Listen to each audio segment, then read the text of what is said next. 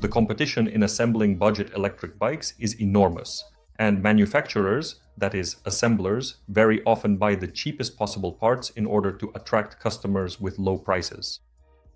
And that means it's very easy to come across explosive batteries in budget electric bikes made from who knows what. I won't try to scare you too much, I'll just tell you about 2 cases from our 7 years of experience. The first one involved Dongma Flash electric motorcycles. This was 5 years ago. Dongma, you could say, is a legendary company that produces budget electric bikes. Right now, they're tied up in lawsuits. It's a complete disaster. I don't even know how they're still afloat.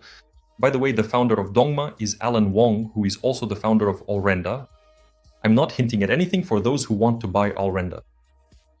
All right, but that's not what we're talking about right now. When we got our first bikes, I recall 3 electric motorcycles, about 5 years ago.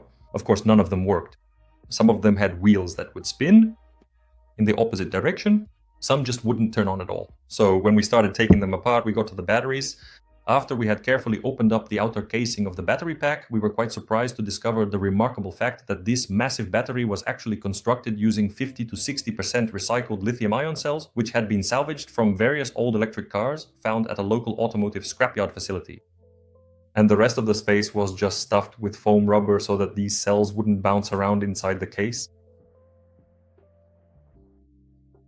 In the end, everything turned out fine with those bikes. Over the course of several years, we completely rebuilt them, replaced all the controllers, the power electronics, the motors, and the batteries. Basically, yes, only the plastic and the frame were left from Dongma.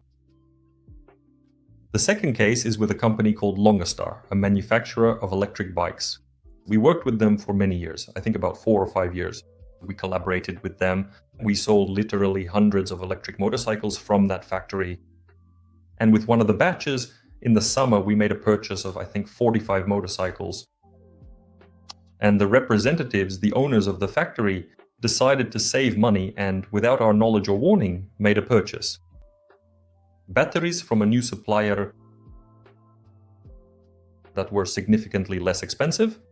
As a direct result, we had several battery fires, suffered substantial financial losses, had a lot of motorcycles returned, and incurred extraordinarily high costs for reworking the batteries, repairing them, and manufacturing entirely new replacements. So we no longer work with that factory.